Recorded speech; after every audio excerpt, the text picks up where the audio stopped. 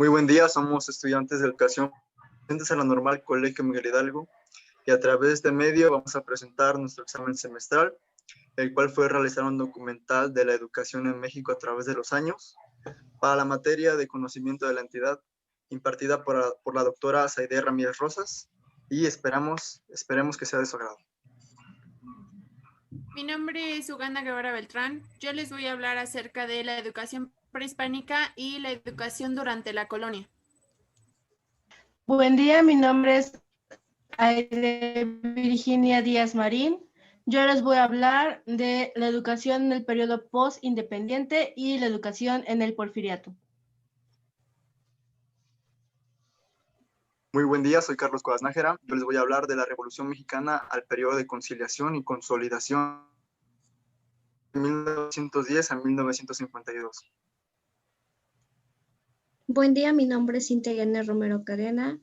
Les voy a hablar de la expansión del sistema educativo de 1950 a 1980. Soy la hermana Olga Lidia Hernández Cruz. Yo les voy a hablar de la reforma educativa desde el año 1980 al 2012. Buen día, mi nombre es Sandra Tecpanecat Mejía y les voy a hablar del periodo de Enrique Peña Nieto 2012-2018. Gracias.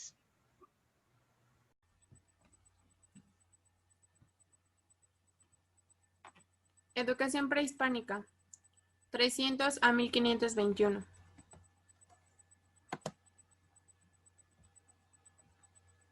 La educación comenzaba en el hogar. Desde el nacimiento, el niño era ofrecido al calpulli, que era el barrio, la familia o la comunidad.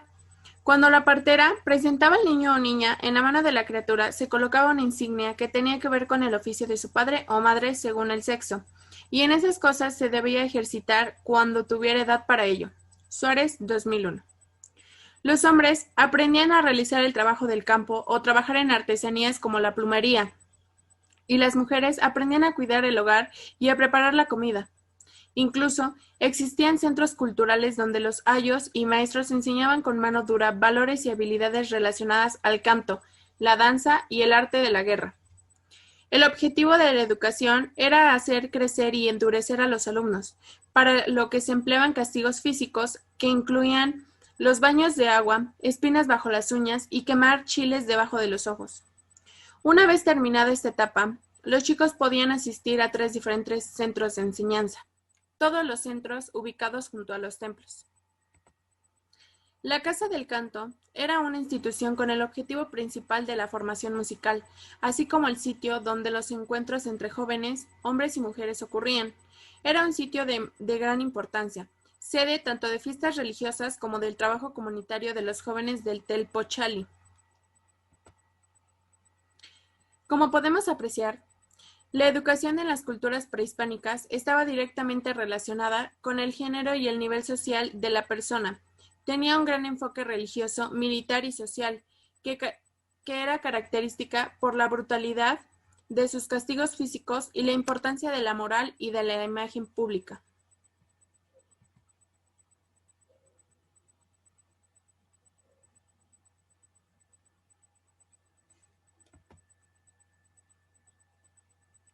La educación durante la colonia, 1521 a 1821. El acceso a la educación en la época colonial se limitaba a las primeras letras y a las escasas escuelas mantenidas por algunos conventos, parroquias y cabildos. Sin embargo, pocos podían asistir a estos establecimientos, que además no contaban con la infraestructura adecuada. Gran parte de la formación se realizaba al interior del hogar, en el caso de la clase alta, o bien en los talleres, en calidad de aprendiz de algún oficio o en las labores agrícolas. Existían 4 tipos de establecimientos de la primera enseñanza: las escuelas de mínimos, menores, de mayores y de latinidad. A las 2 primeras, las numerosas, se asistía especialmente para aprender a leer, escribir y rezar. En las escuelas mayores se enseñaba, además, la gramática, principios de aritmética, catecismo y estructura por el medio de dictado. Las escuelas de latinidad eran las más excepcionales y conducían a los estudios superiores. En 1803, en Santiago, solo había una latinidad. En el resto de las provincias, algunos preceptores hacían un curso separado de latín para los que querían incorporarse a él. Uno de los pocos documentos que ilustran el estado de las escuelas por el Cabildo y las particulares proviene de un informe que data de 1803 que fue realizado por el oidor don Manuel Irigoyen, comisionado por el presidente de la Real Audiencia, don Luis. Para poder mantenerse de las escuelas, utilizaban los ingresos provenientes de los alumnos más pudientes, estando estrictamente prohibido el cobro a los más pobres. Muñoz de Guzmán, debido a las numerosas denuncias y acusaciones, tanto de crueldad en los castigos infligidos por los miembros y los maestros a los niños, como del abandono en que se encontraban las escuelas y el poco provecho que sacaban los alumnos de la enseñanza impartida. Esto se hace con el fin de integrar ideológicamente a la nación mapuche en Ese lo voy a volver a hacer.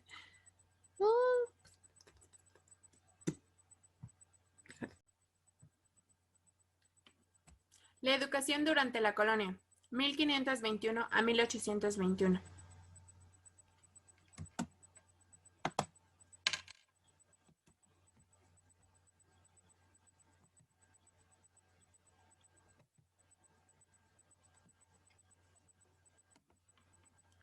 La educación durante la colonia, 1521 a 1821. El acceso a la educación en la época colonial se limitaba a las primeras letras, en las escasas escuelas mantenidas por algunos conventos, parroquias y cabildos. Sin embargo, pocos podían asistir a estos establecimientos, que además no contaban con la infraestructura adecuada. Gran parte de la formación se realizaba al interior del hogar, en el caso de la clase alta, o bien en los talleres en calidad de aprendiz de algún oficio o en las labores agrícolas. Existían 4 tipos de establecimientos de primera enseñanza: las escuelas de mínimos y de menores, de mayores y de latinidad. A las 2 primeras, las más numerosas, se asistía especialmente para aprender a leer, escribir y rezar. En las escuelas de mayores se enseñaba además la gramática, principios de aritmética, catecismo y estructura por medio del dictado. Además, las escuelas de latinidad eran las más excepcionales y conducían a los estudios de los superiores.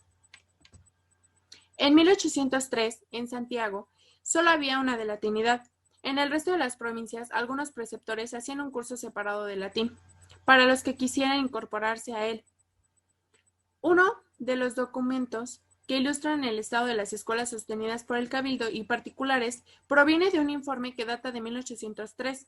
Fue realizado por el oidor don Manuel Irigoyen, comisionado por el presidente de la Real Audiencia, don Luis de Muñoz Guzmán. Debido a las numerosas denuncias y acusaciones tanto de crueldad en los casos o castigos infringidos por los maestros a los niños, como del abandono en que se encontraban las escuelas y el poco provecho que sacaban los alumnos de la enseñanza impartida, quedó destituido. Para poder mantenerse las escuelas, utilizaban los ingresos provenientes de los alumnos más pudientes, estando estrictamente prohibido el cobro a los más pobres. Con el fin de integrar ideológicamente a la nación mapuche, en 1697 se creó el Colegio de Naturales, destinado a la educación de los hijos de los caciques. Por su atención, gracias.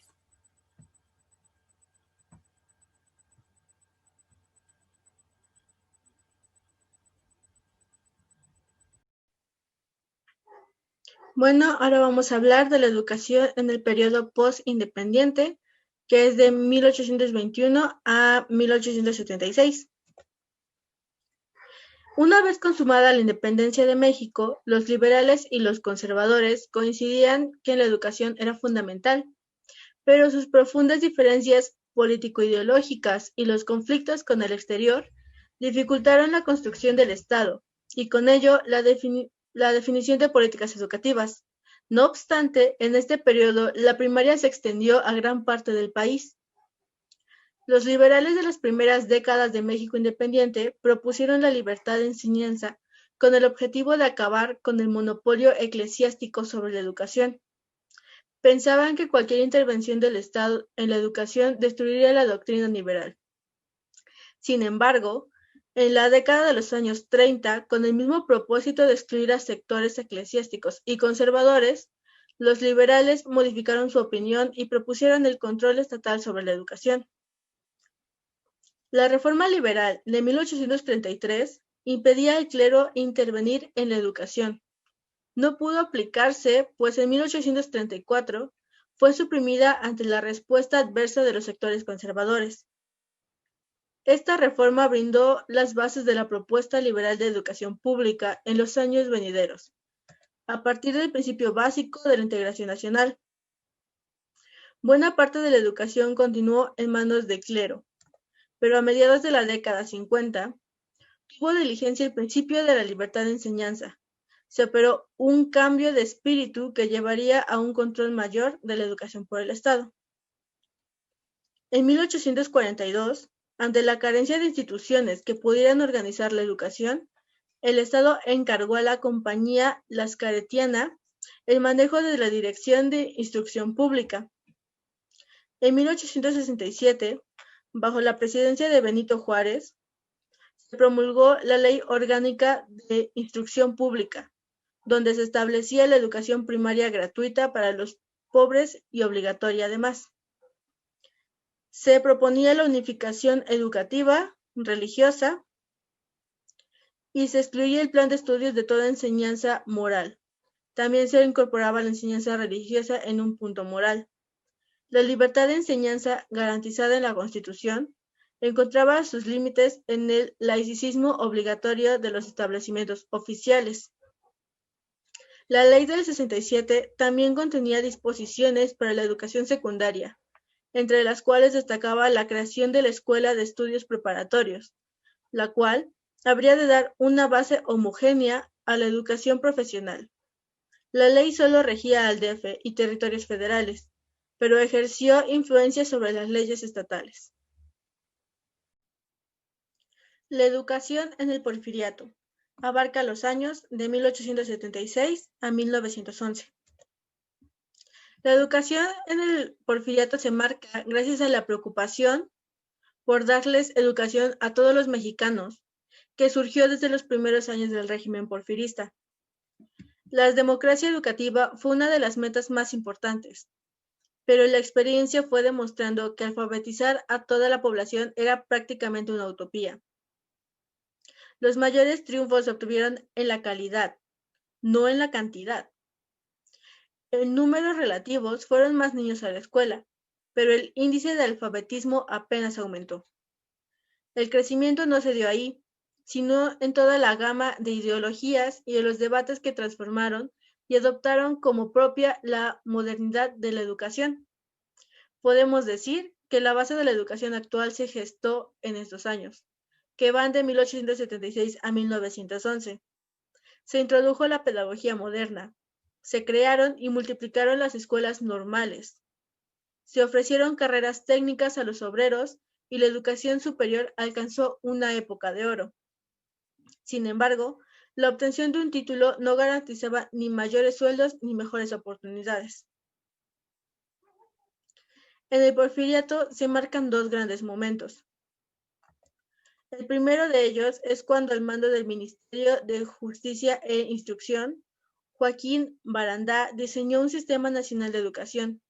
Fundó escuelas normales que tenían la facultad exclusiva de expedir títulos para la enseñanza. En 1888 se promulgó una ley de instrucción obligatoria con alcance jurisdiccional para el DF y los territorios federales. El segundo momento se marca con la llegada de Justo Sierra, un destacado intelectual y político que creó la Secretaría de Instrucción Pública y Bellas Artes. Se fundó la Universidad Nacional en 1910. Sierra se preocupó por organizar la educación nacional, expedirla a todos los sectores sociales y elevar los niveles de escolaridad. Cabe destacar que durante el Porfiriato se crearon los primeros jardines de niños. La educación primaria llegó en gran medida solo a las ciudades grandes. Se privilegió el auge a la educación superior. aparecieron las preparatorias en casi todos los países y también las escuelas normales en los estados.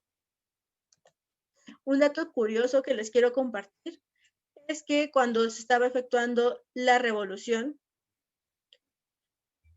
Pancho Villa se encargaba de escoger un maestro para que lo acompañara en todas las travesías, para que él aprendiera a leer y escribir. Y el maestro no se podía tocar ni fusilar. Era protegido por todo el batallón. Gracias.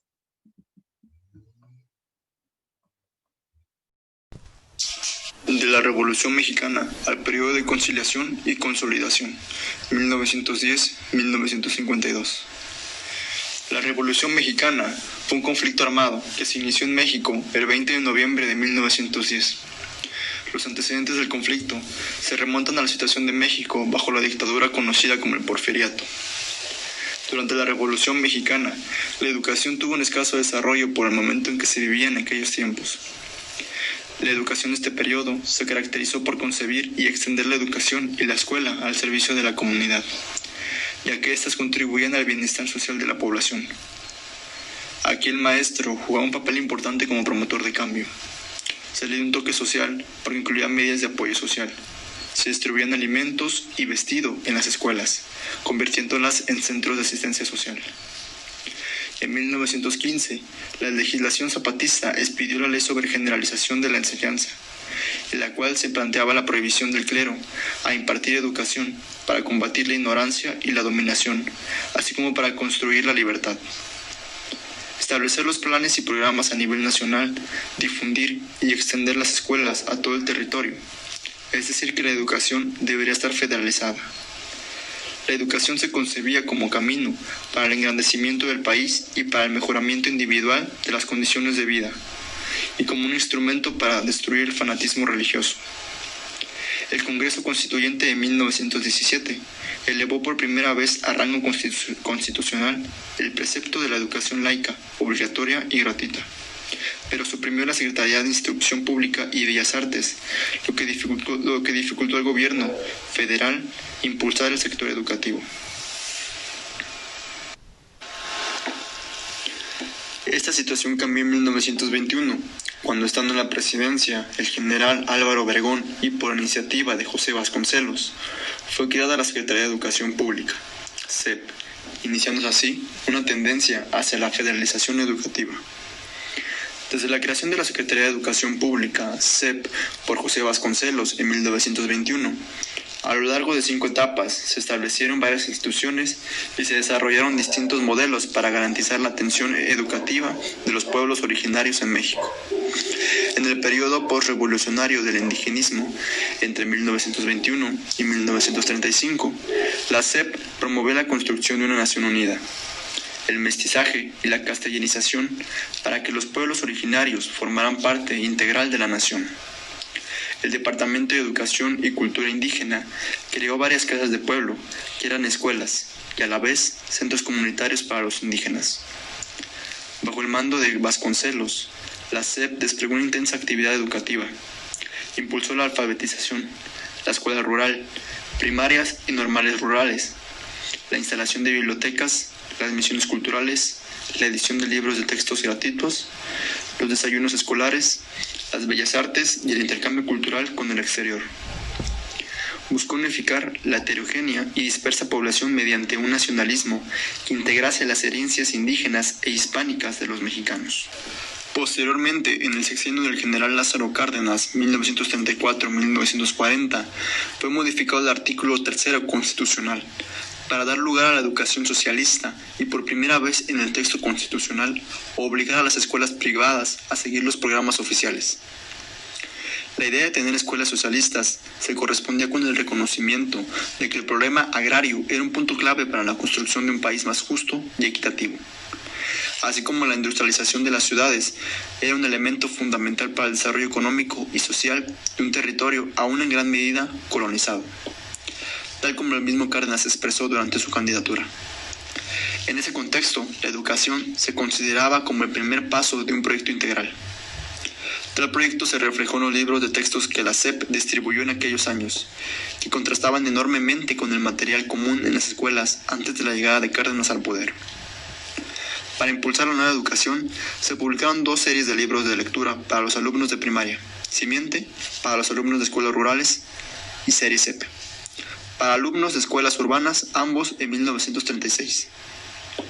Se destaca durante este mandato la fundación del Instituto Politécnico Nacional IPN y de otros establecimientos tecnológicos y la creación del Instituto de Antropología, Historia y el Colegio de México. Durante la presidencia de Manuel Ávila Camacho, 1940-1944, se fundaron el Comité Administrador del Programa Federal de Construcción de Escuelas, CAPSE, el Instituto Federal de Capacitación del Magisterio y el Instituto Nacional de Bellas Artes. El gobierno de Ávila Camacho recausó la educación pública hacia pautas liberales e impulsó una reforma del artículo 3 constitucional, con lo cual se cerró el ciclo histórico de la educación socialista. Desde 1942 se reformaron los planes y programas educativos. Los proyectos presentados planteaban eliminar la coeducación, escuelas mixtas a las que iban niños y niñas que causaban gran controversia en la sociedad mexicana.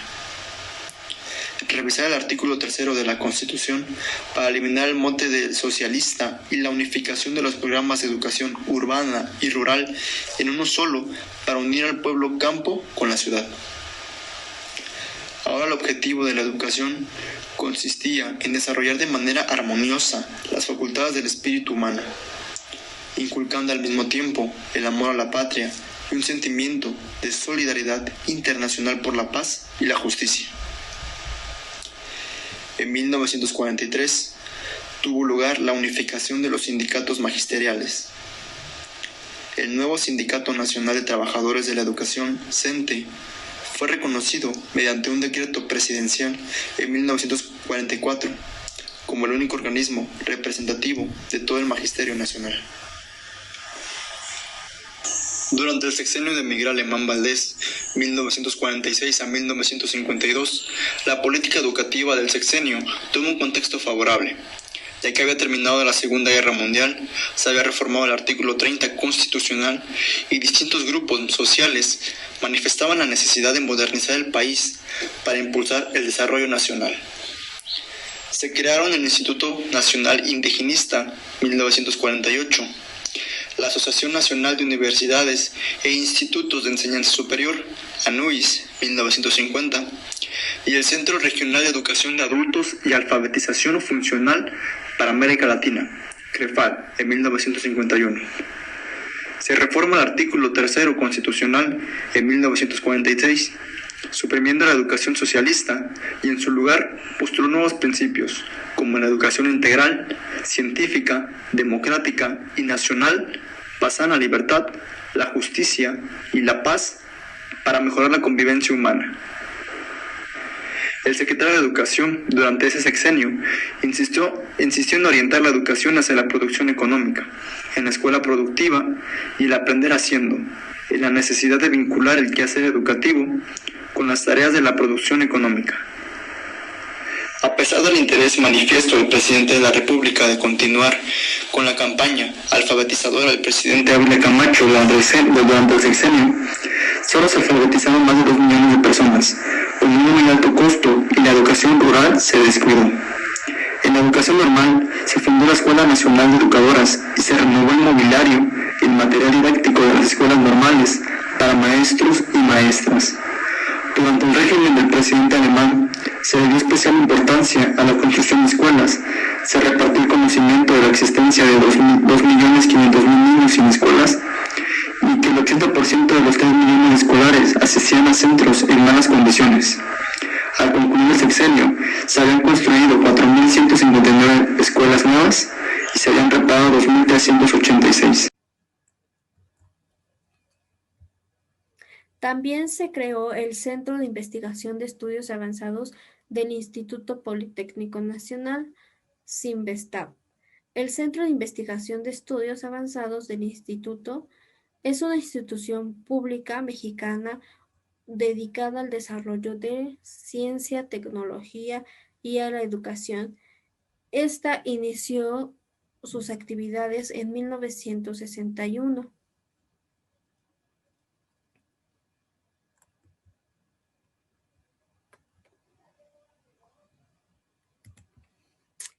En el periodo de Adolfo López Mateos, en 1958 a 1964, hubo un notable crecimiento de la matrícula educativa y se duplicaron los gastos de inversión en la educación. Entre las políticas más importantes del sexenio se encontraron la formulación e inicio del Plan de 11 años, la implementación del libro de texto gratuito para la primaria y la reforma de los planes y programas de estudio de primaria, secundaria y normal.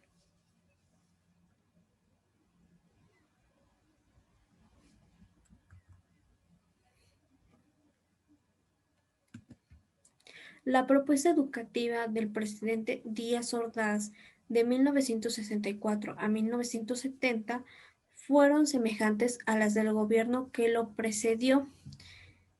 Se inició la unificación de los calendarios escolares y se intentó modernizar la administración. La educación secundaria creció un 150% y pasaron a regirse por el mismo plan y programas de estudio.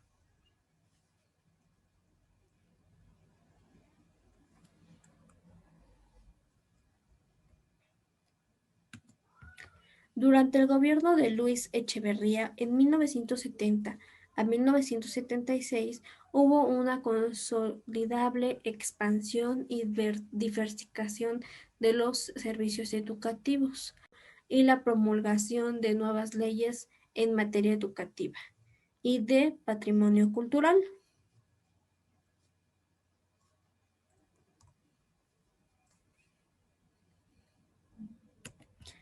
Durante este sexenio se crearon el Consejo Nacional de Fomento Educativo, CONAFE. Tiene como misión proporcionar una educación inicial y básica de calidad y en condiciones de equidad, por lo cual desarrollan estrategias orientadas a asegurar el derecho a la educación de los niños que habitan en zonas de altos y muy bajos índices de marginación y rezago social. También se creó el Consejo Nacional de Ciencia y Tecnología, CONACYT. Se impulsó a la enseñanza abierta y se creó el sistema de primaria intensiva para adultos. CONACYT es el Consejo Nacional de Ciencias y Tecnología, es un organismo público descentralizado del gobierno federal mexicano. Es la institución dedicada a promover el avance de la investigación científica, así como la innovación y el desarrollo y la modernización tecnológica del país.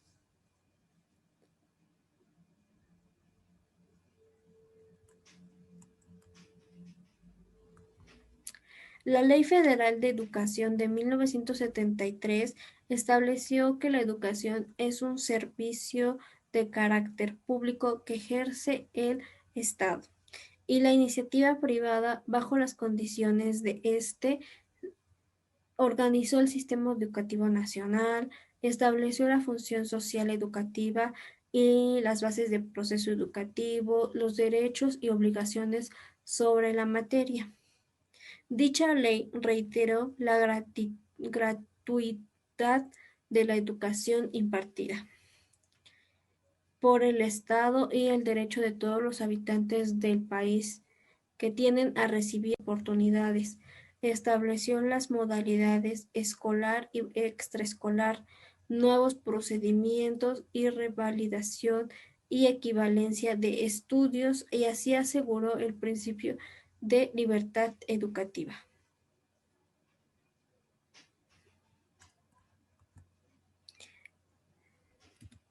En el gobierno de López Portillo, en 1976 a 1982, se elaboró un Plan Nacional de Educación.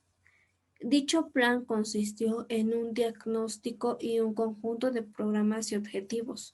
Durante el sexenio se impulsó a la educación terminal, se buscó regular mediante la planeación a la educación superior y se creó la Universidad Pedagógica Nacional. En este sexenio adquirieron relevancia las preocupaciones sobre la calidad y la atención de rezagos educativos. Se creó la Coordinación General de Educación Superior, Ciencia y Tecnología. 1976 se promulgó la Ley Nacional de Coordinación de la Educación Superior. En 1978 se dio a conocer el Plan Nacional de Educación Superior en 1981.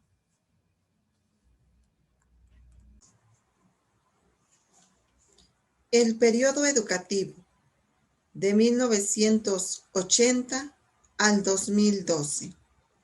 Presidente Miguel de la Madrid, 1982-1988. Durante su sexenio se presentó el Programa Nacional de Educación, Recreación, Cultura y Deporte, que promovía ofrecer un año de educación preescolar a todos los niños de 5 años de edad, descentralizar la educación y reformar los estudios de normal. Presidente Carlos Salinas de Gortari, 1988-1994. Durante su sexenio se formaliza la descentralización iniciada en el sexenio anterior, con la firma del Acuerdo Nacional para la Modernización de la Educación Básica en el año de 1992. A partir de ese momento, los gobiernos estatales se hicieron cargo de la dirección de los centros educativos que el gobierno federal tenía a su cargo. Durante la presidencia de Carlos Salinas de Gortari, se formaliza la descentralización iniciada en el sexenio anterior, con la firma del Acuerdo Nacional para la Modernización de la Educación Básica en el año de 1992. Para reformar el sistema educativo, se modificaron los artículos 3 y 130 de la Educación Política de los Estados Unidos mexicanos. Se destaca en este periodo la reorganización del sistema educativo, la obligatoriedad de la escolaridad secundaria para todos los mexicanos, la promulgación de la Ley General de Educación de 1993, la búsqueda de la calidad y la equidad educativas con la misma prioridad que la cobertura educativa. Presidente Ernesto Zedillo Ponce de León, 1994-2000. Durante este sexenio se continuó con la política modernizadora y el proceso de federalización. Además de consolidarse en el nivel básico, se extendió hacia los demás niveles, lo que permitió avanzar hacia la coordinación integral de sistemas educativos por parte de los gobiernos estatales.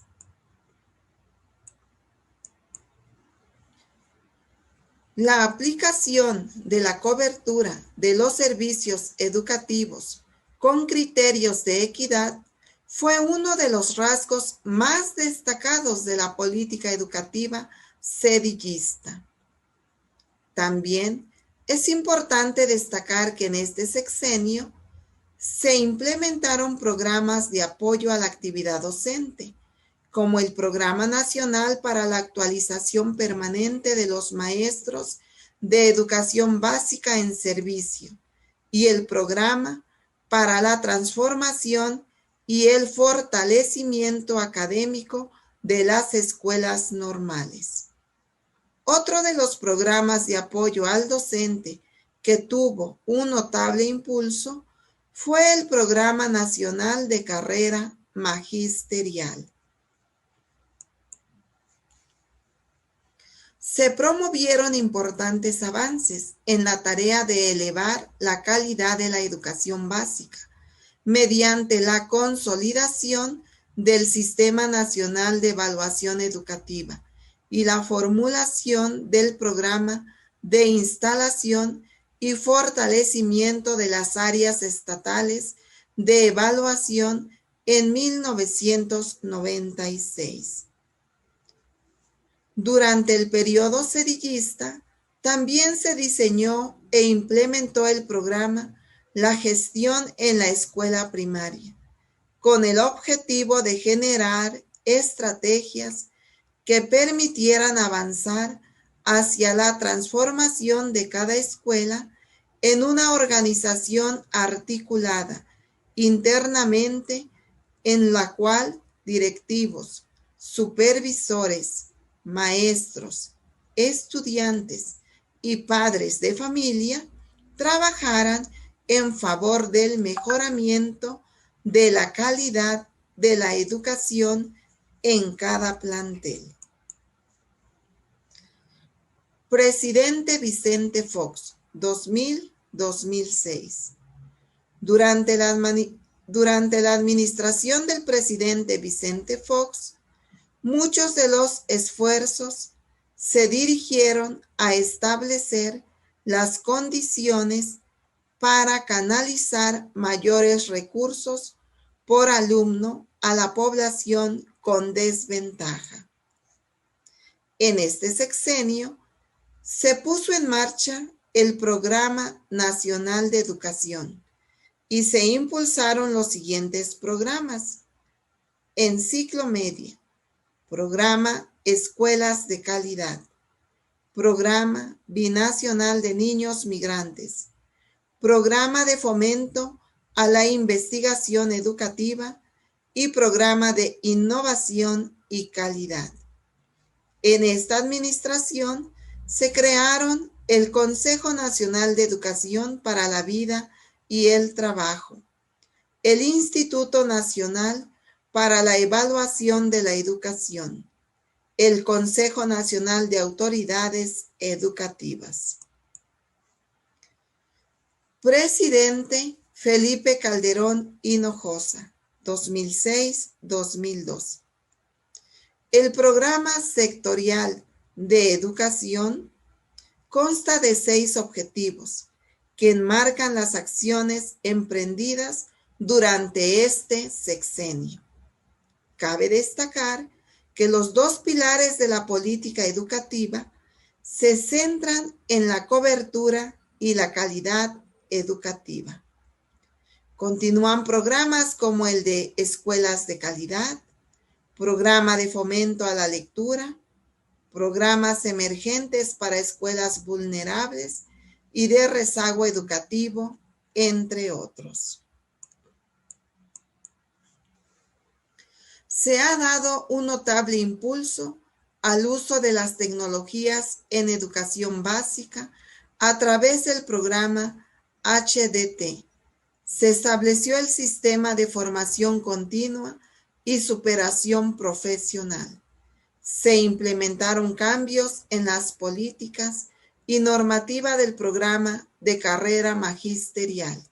Se implementó la evaluación universal para docentes, entre otros. La reforma educativa de Enrique Peña Nieto.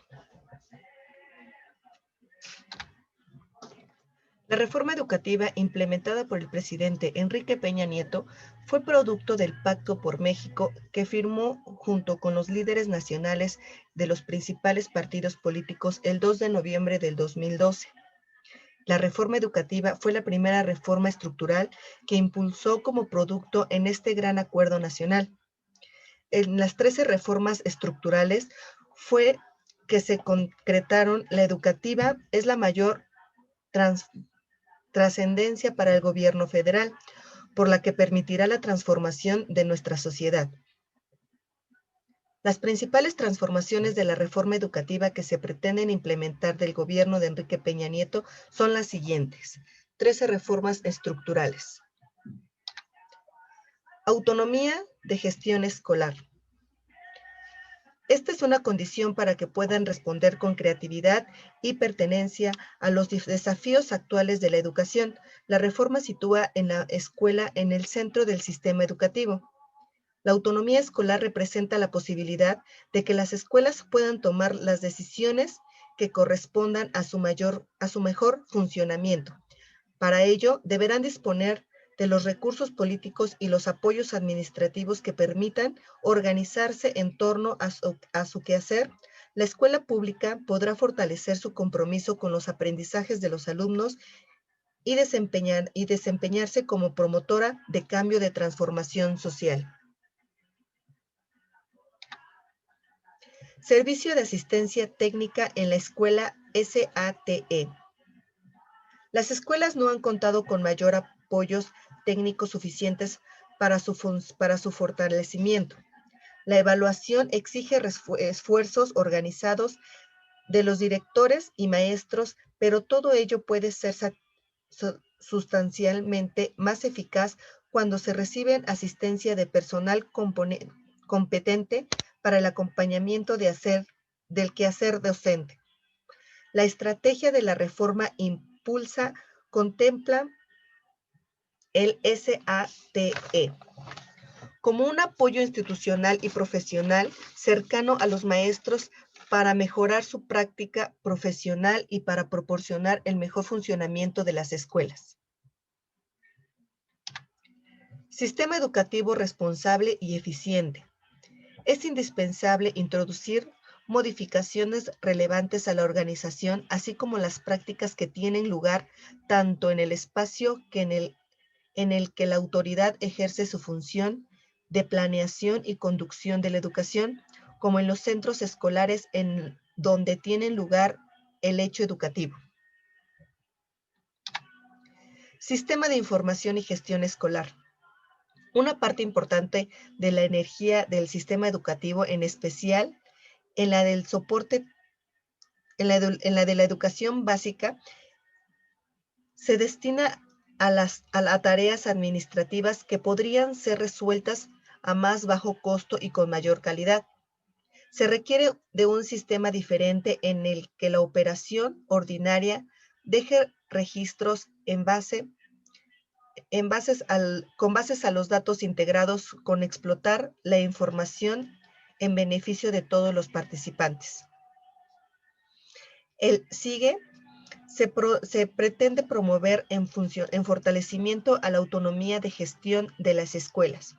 Además, el SIGUE permitirá construir la memoria de los diferentes componentes del sistema educativo y con ello facilitar las tareas de todos quienes participan en el quehacer educativo.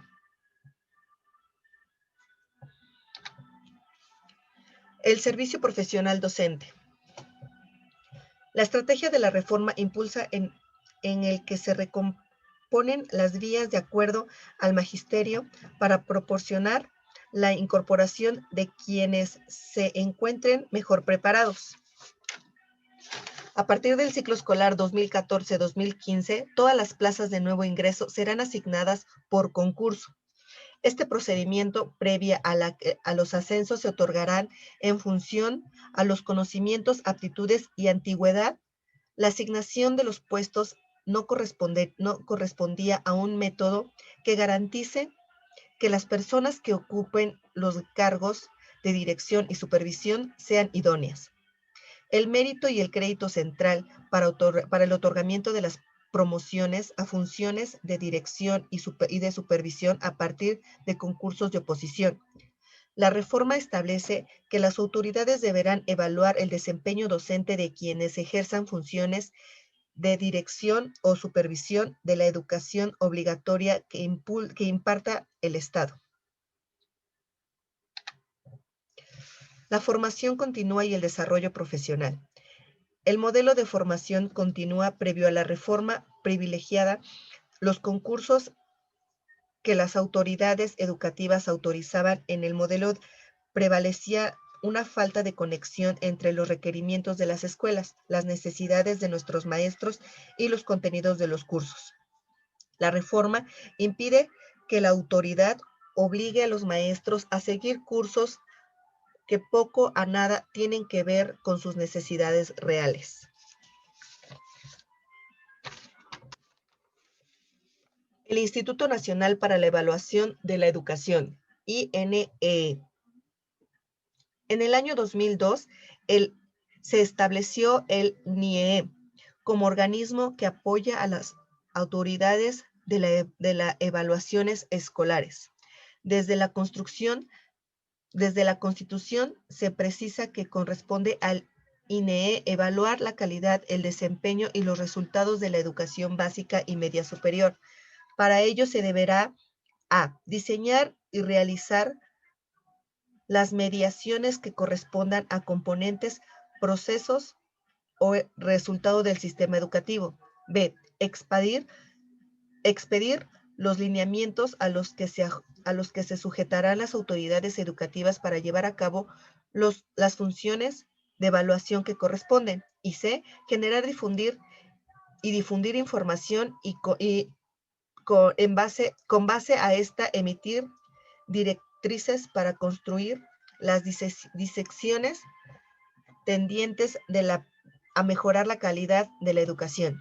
La autonomía del NIEE asegura que su actuación goce de la independencia necesaria para asegurar la confianza de los resultados de evaluaciones que practique.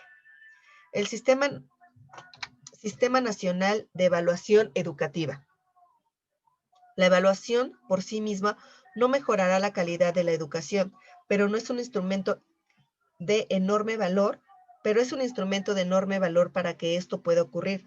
La evaluación tiene como principal propósito el mejoramiento de los procesos y resultados educativos. Con la reforma se creará el Sistema Nacional de Evaluación Educativa para garantizar la presentación de servicios educativos de calidad y confiere al INEE su coordinación. Evaluaciones del magisterio transparentes, objetivas y justas. La reforma construye una evaluación más objetiva, equitativa y útil a partir de la identificación de las capacidades que todo docente debe tener.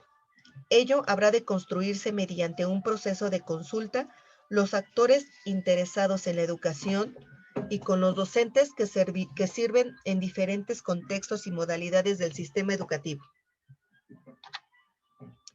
El fortalecimiento de la equidad e inclusión. La educación inclusiva debe pasar a unirse entre los aspectos centrales que requiere la atención del sistema educativo. El esfuerzo desplegado para elevar la calidad y de la educación en todos los tipos de modalidades debe ir acompañado de los principios de equidad e inclusión.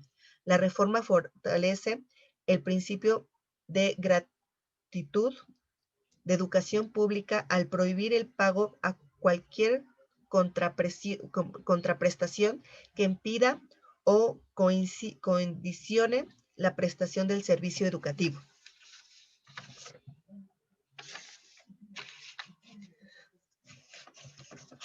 El FONE, la fórmula de distribución de los recursos de Fondo de Aportaciones para la Educación Básica y Normal, FAEB, se ha traducido de una pérdida progresiva de financiamiento federal para la gran mayoría de las entidades con mayor índice de marginación. En 2013 se crea el Fondo de Aportaciones para la Nómina Educativa y Gastos Operativos, FONE, que sustituirá al FAEB a partir de enero del 2015. El FONE implicará una aplicación significativa del gasto para la educación básica.